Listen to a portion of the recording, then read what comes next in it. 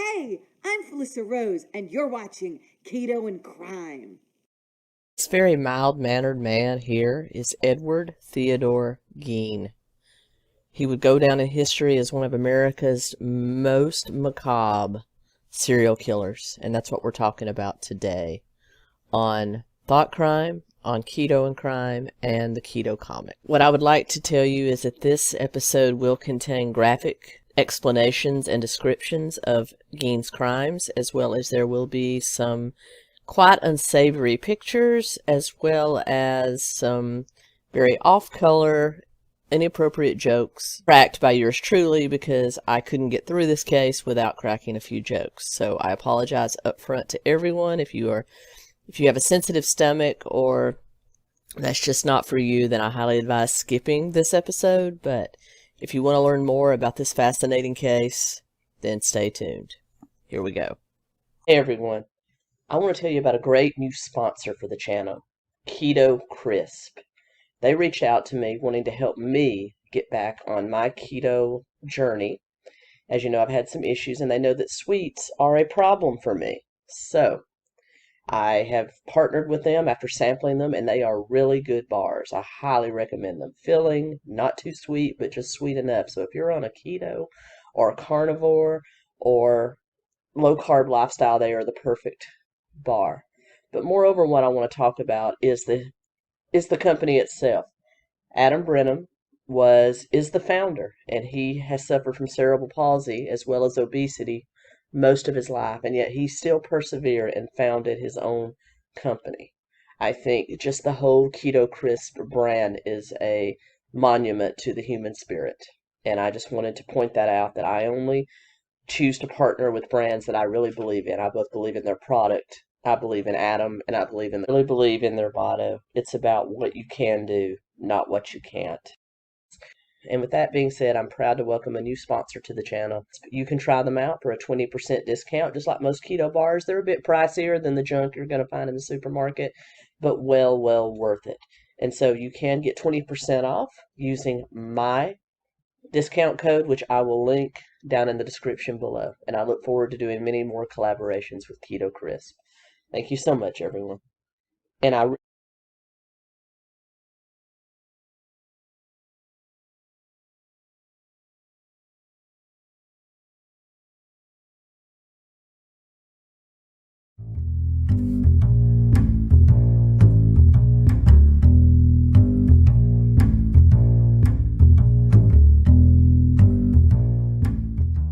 Hey everyone, welcome to Thought Crime and Podcast World, Keto and Krime on YouTube, and the Keto Comic on BitChute. This one is unusual, gory, scary, everything that a horror movie is built on. And as a horror nut, I can tell you I was very excited about this case, because this gentleman we're about to talk about is the real life inspiration for some of horror genre's most heinous villains, including Leatherface from Texas Chainsaw Massacre, Norman Bates from Psycho, Buffalo Bill from Silence of the Lambs, and his macabre museum of dead body artwork was also the inspiration for Rob Zombie's setting in House of a Thousand Corpses and The Devil's Rejects. So let's get into it. For those of you watching via video, as you can see here, to your left is kind of a collage of different villains. Well, down there in the left-hand corner is that very unassuming gentleman is Edward Theodore Gein, who we are talking about today. Let's get into it. Edward Theodore Gein was born August 27th, 1906 in La Crosse County, Wisconsin. He was the younger son of George and Augusta Gein. He had an older brother named Henry, who was born in 1904. The Geins, by all accounts, were your basic Wisconsin Midwestern type of couple. For a few years, George owned a grocery store near La Crosse, the town of La Crosse, but after a few years and prompting by his very domineering wife, Augusta, he sold that, and they relocated to a farm on the outskirts of Plainfield, Wisconsin. Now, Plainfield's just Plainfield. Plainfield is a very small town, not a whole lot of notoriety.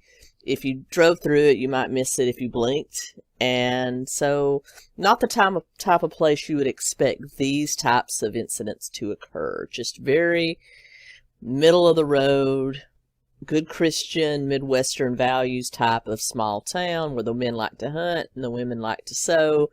And it was, especially in the early 1900s, that's just the way it was. They actually relocated to a 155-acre farm. For those of you on video pictured here, this is the Gein farm, circa about 1915. And that's where they lived. They lived in almost complete isolation. In fact, they made their money from raising crops and livestock on the farm, selling it. And also, George took on odd jobs, as did his two sons, to help support the family, because Augusta, who was very much the matriarch of this family, had an idea that the world was evil, it was full of pestilence, and it was not a good place for her family. So she basically preached isolationism, and that's what they did. They were completely isolated from the rest of the town. Augusta had been raised a fundamentalist Lutheran, which, if you know anything about Lutheran, it was the first Protestant denomination to split off from Catholicism. Still held on to some of the tenets of Catholicism, but kind of threw away the rules it didn't really think were good. And she followed the very, fire and brimstone teachings that Lutheranism kind of puts forward. Among that was a heavy, heavy emphasis on both the Old Testament, the rules of the Old Testament, the old Jewish laws, which advocated for things like stoning and, things like that, as well as the book of Revelation, which talked about the end of days. So she was always looking for the end of days. She always preached this to her children and her husband, and basically made them live this forced, pristine, godly lifestyle, which was absolutely no luxuries. There wasn't electricity in the farm until much, much later. Things of that nature. They kind of led a hand-to-mouth existence away from everyone else. One of the things that she taught, especially her sons, were that women, except for her, were evil, dirty, conniving, and just the doorway to the devil. So Henry and Ed grew up hearing this over and over again, as well as being isolated from everybody else except to go to school, which they only went to school until the 7th grade, in which Augusta forced them to quit and return to the farm. They didn't have a whole lot of exposure to women outside of their mother, so they both learned to regard their mother as almost a god, or at least out of fear they perceived to regard her as a god or a goddess at some point. Young Ed and Augusta, his mother, are pictured here for those of you on video here. As you can see, Augusta looks like a very assuming, what I would call a Pentecostal granny, even though she wasn't Pentecostal. But this could be a picture of any of my grandmothers and great aunts that I've seen from the past. This could be them, so it's kind of scary. And this is young Ed below. He was noted until, like I said, they quit school in 7th grade. And both Henry and Ed did well in school, especially Ed. Ed loved to read. He was an avid reader. His teachers did say he would read anything he could get his hands on, which led them to believe he might be of an above average IQ, even though later IQ testing, when after his arrest, proved that he was of average intelligence, nothing genius level there. But he did have a voracious appetite for books, newspapers, whatever he could get his hands on. I'm gonna gather that it's probably a symptom of being isolated like he was. He just wanted to know more. All he knew was what his mother told him was in the Bible, so he really didn't know. He wanted to find out more, and I think that's why he read. But ultimately, he gave in to his mother and was completely under her thumb, as was his brother Henry and father George. His teachers and classmates noted that Ed had very strange mannerisms the entire time he was in school. He seemed very effeminate, very weak. He acted like a girl in a lot of ways. And he had a habit of laughing at nothing. Like they would just be in class and all of a sudden Ed would start to laugh as if he had just told a joke in his own head. I mean, he sounds like any number of stand-up comedians I know that like to laugh at their own shit. That could definitely be Ed Gein. But, yeah, he thought he was funny in his own head, evidently. And probably the result of me being an introvert myself, probably the result of him having to live in his own head because of the domineering aspects of his mom. He would probably carry on full conversations in his head and then laugh at someone's jokes. I mean, get your kicks how you can get them, I guess. But things went on pretty well up until Ed was in the 6th grade. When he told his teachers that his mom said that he would only have one more year of school and then he was going to come back and learn how to operate the family farm. And indeed, his 7th grade year, he and Henry were both withdrawn from school. Henry was in 9th grade by that time. And they were taken out of school, which in the early 1900s, there really wasn't a thing called truancy because most people were farmers, especially in the Midwest, and lots of times they needed their children to help sustain the family. So school wasn't as important as it is now. So they were taken out of school and basically moved back to isolation on the farm, where their only schooling was the preaching that their mother gave them from the Old Testament rules and regulations, as well as the book of Revelation.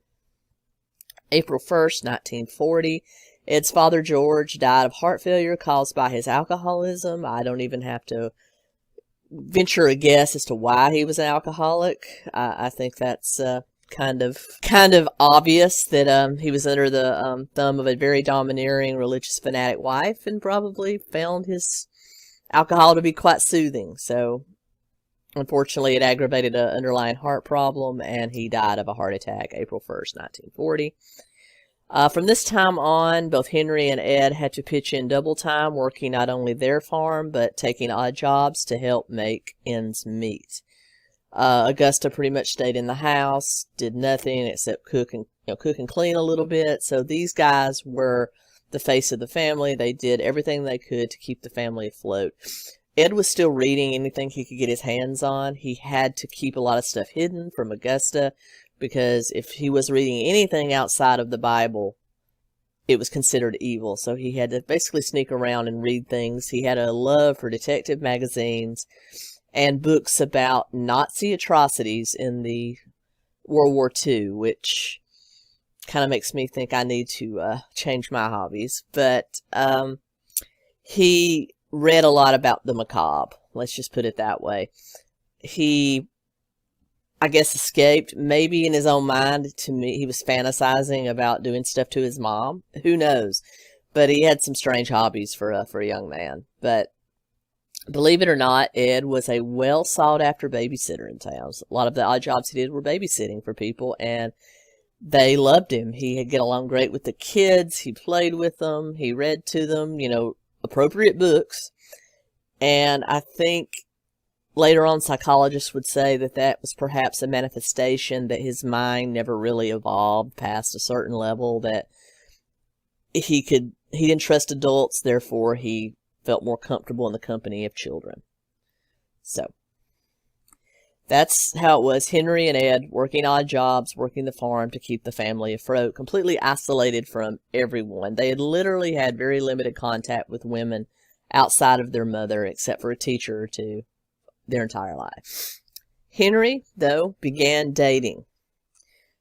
Very contrary to his mom's teachings and mom's wants, he began dating a single mom, a divorced mom, with 2 children. Well, this is just the pathway to the devil.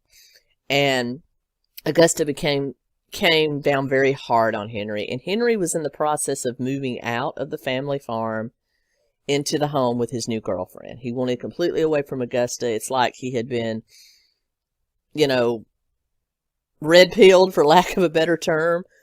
that his eyes had been opened up to the evil that his mother was preaching, and he wanted nothing to do with it. Though he still felt an obligation to help with the family farm and send them money.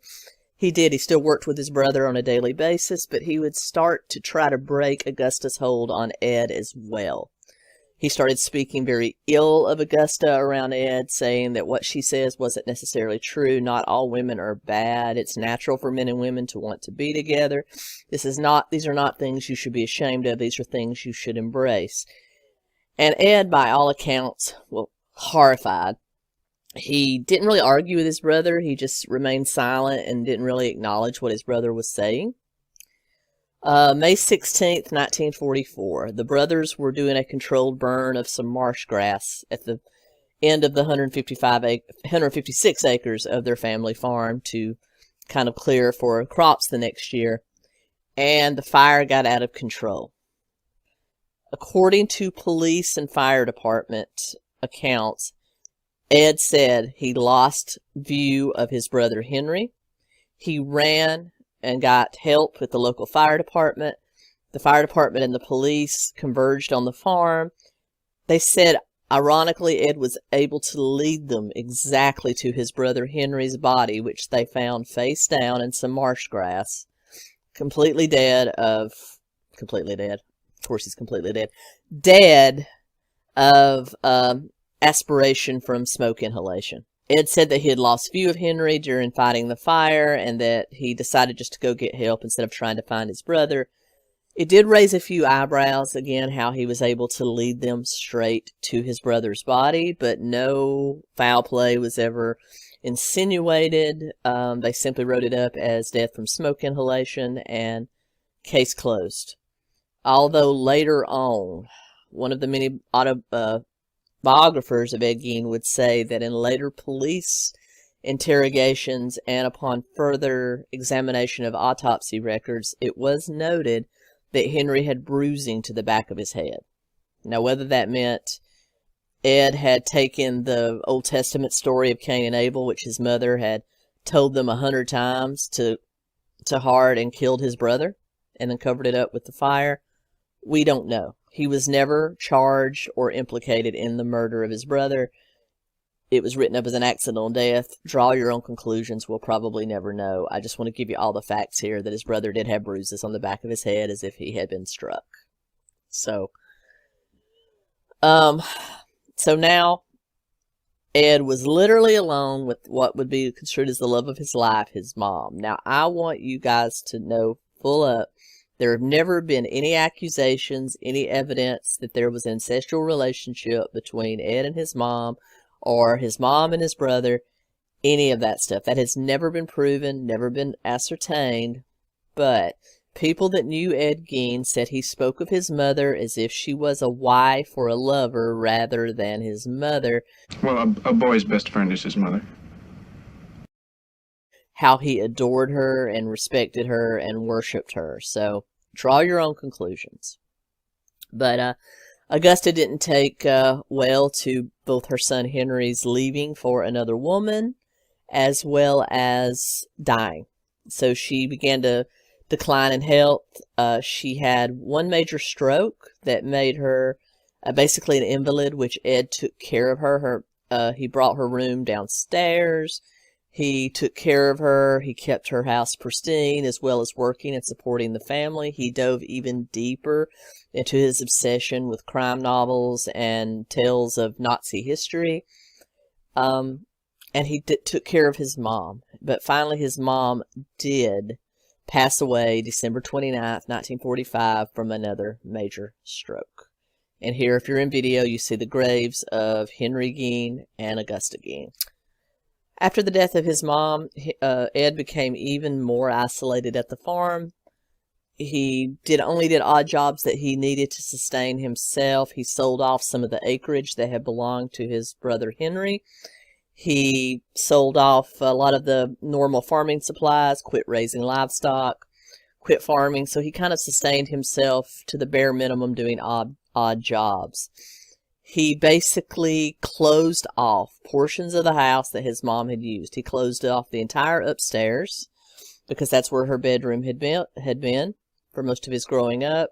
He closed off the sitting room, the parlor, the living room, all the places that his mom had frequented, and basically lived in the kitchen and a small room off the kitchen, which he turned into a small makeshift bedroom.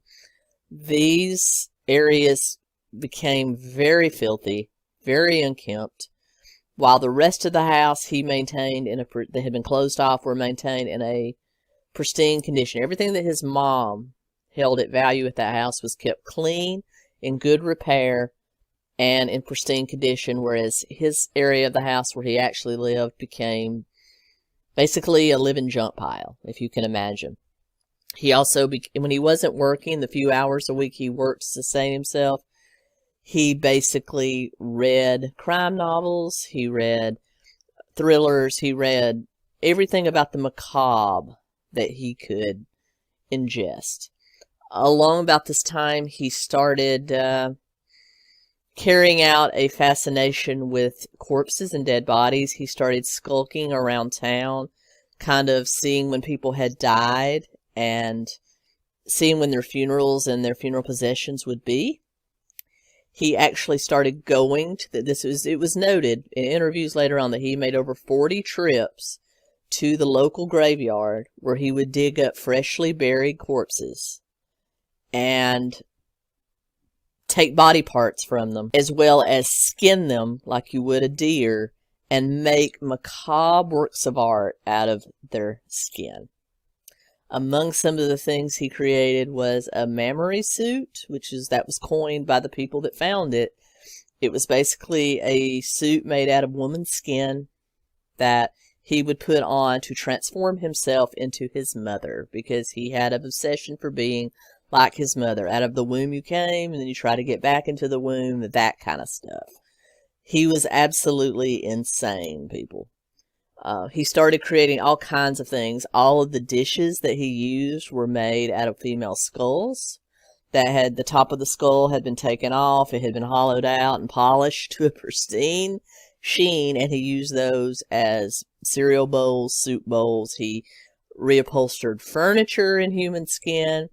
He made a belt out of human nipples that he wore, as well as his full mammary suit that transformed his upper level into a female. He also made a skirt out of skin that came from the lower half of human bodies, as well as he took a collection of female vulvas, female private parts, and he would also put those in his pants to pretend he was a woman.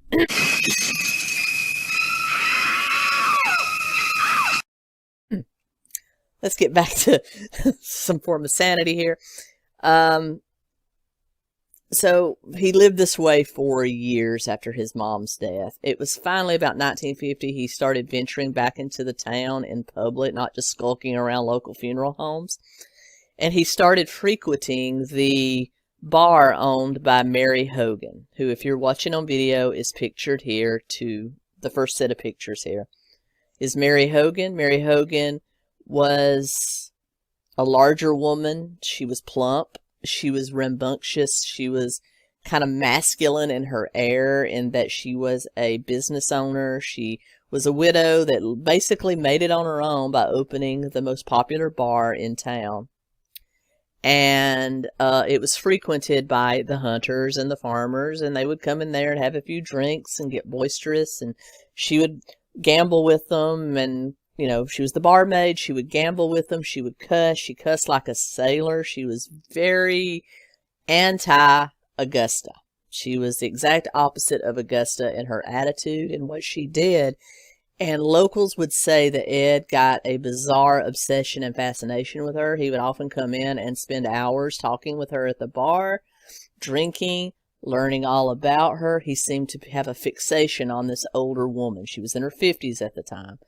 And he seemed to have a real fascination. December 8th, 1954, the bar remained closed. There was no one there. A few of the farmers and hunters came in for their nightly poker game, saw that the door was locked. They thought nothing else of it. However, a few days later, One of the farmers decided it was very unusual for the bar to remain closed that long, so they actually broke in through the front door and found the bar completely pristine as it normally would be, except for a few spots of blood on the floor, and Mary Hogan was nowhere to be found.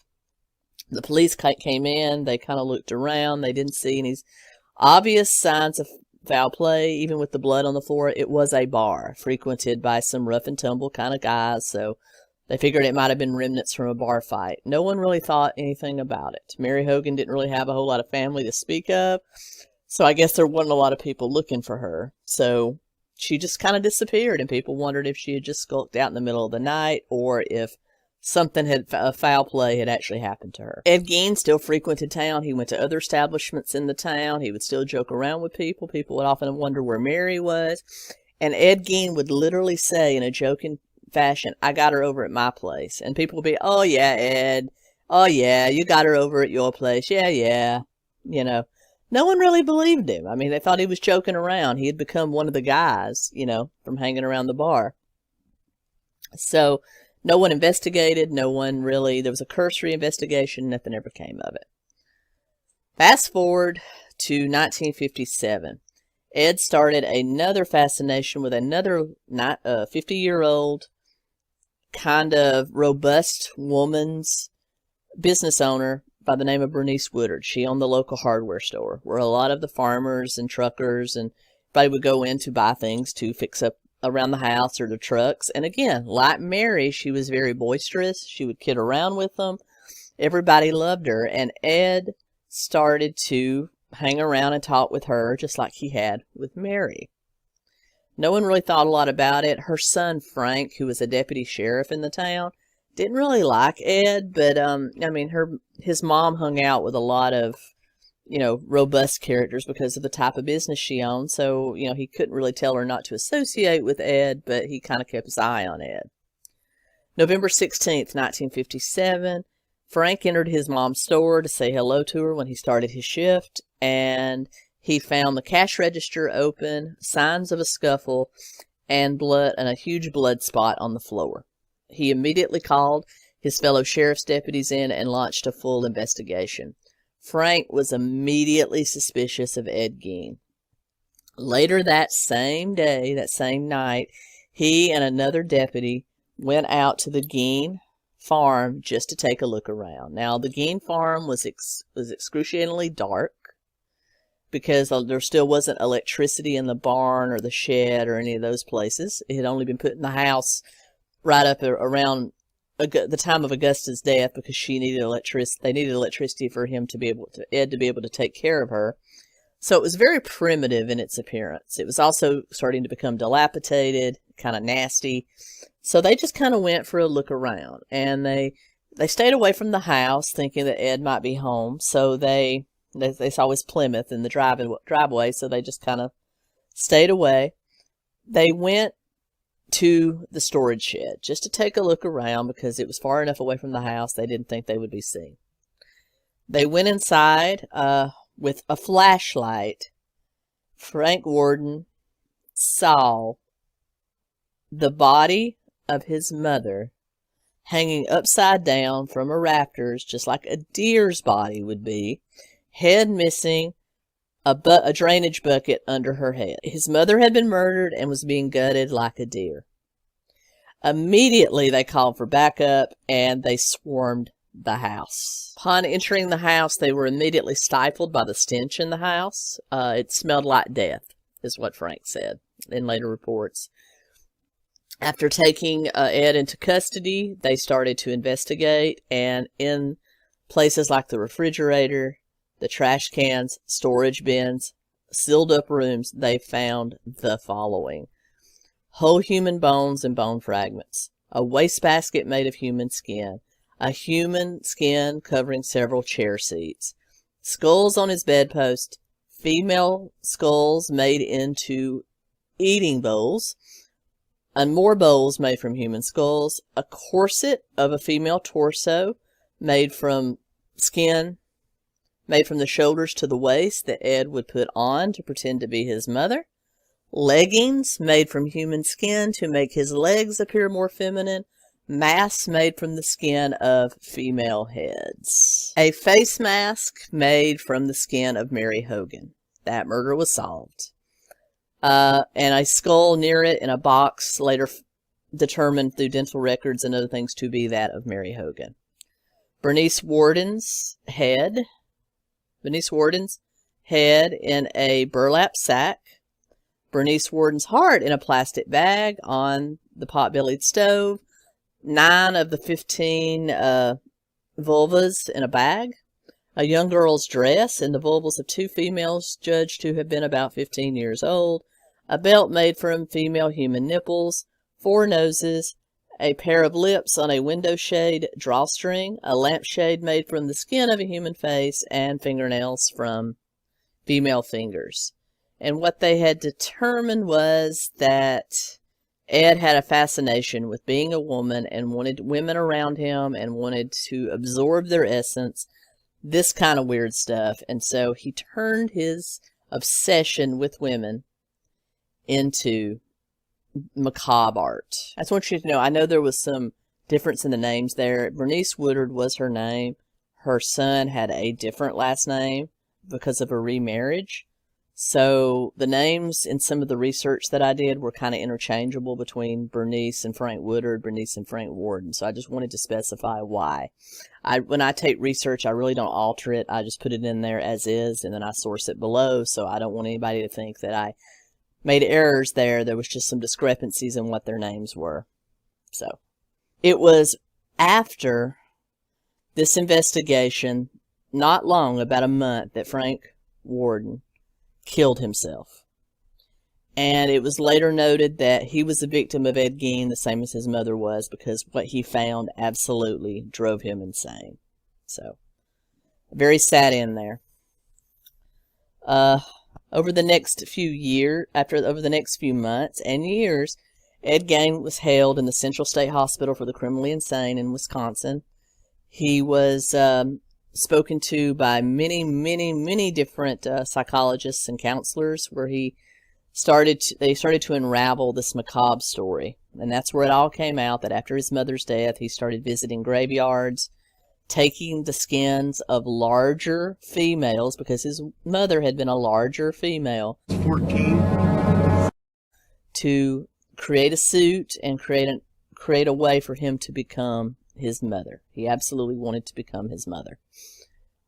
It was in November 21st, 1957, that he was charged with 1 count of first-degree murder, because they had clear confession from him on Bernice's murder. They also had a confession about Mary's, but they decided, because of lack of money, not to pursue a conviction in Mary's trial, because, you know, they were expecting him to be sentenced to death. So a death sentence is a death sentence, and they figured there was no need to pursue a second conviction. So they went after him specifically for Bernice's murder. 1957, he was charged with that. Finally, over 11 years later, after being incarcerated at the State Mental Hospital, November 14th, 1968, he was found not guilty by means of insanity, but that did not mean he was cut loose. He was committed for life back to the Central State Hospital for the Criminally Insane. And that's where he remained the rest of his life, by all accounts, a model patient. He volunteered. He helped give other patients their medication. He was, by all accounts, considered a very gentle, genuine kind of prisoner/patient that was very easy to get along with and well liked within the facility. Go figure. As to his property, there were plans to auction it off March 1958 to help pay some of the costs of the trial and reimburse some of the victims' families, as well as those that had been dug up to kind of repair that damage. But 10 days before it was supposed to be auctioned on March 30th, 1958, on March 20th, it mysteriously burned down. So everybody suspected arson, but again, we're talking about the 1950s. Police investigation wasn't that advanced. His Plymouth that he used to transport bodies back and forth, as well as to carry the freshly murdered bodies of his victims, were sold to a sideshow operator who kept it for the next 15 or 20 years, charging people 25 cents to look at it. Gein himself died due to respiratory failure as a result of lung cancer on July 26, 1984. He was 77. Here is his grave. He's buried in between his parents near Plainview in Wisconsin. As you can see, for those of you that can see it on video, it is chipped. That's because people still come up to the graveyard and take pieces of it as souvenirs. And that's the very creepy story of Ed Gein. I think you can see why he was the inspiration for many movie villains and many horror movie murderers. Very definitely crazy. It's one of the most interesting and unusual stories in American crime, and I hope you enjoyed it. Definitely you can Google this stuff. It's out there. There are a lot of pictures of the creepy creations that were found in his house. I chose not to show them here, but you can easily find them. Alright guys, I hope you enjoyed this. Thank you so much. Please like, comment, share, subscribe. Let people know. I really appreciate it. Down below, if you're on YouTube or BitChute, you will see areas to maybe tip me if you like. You can tip me through Cash App, PayPal, Patreon. Any little bit helps. It helps me upgrade my equipment because right now I'm using funds from my day job to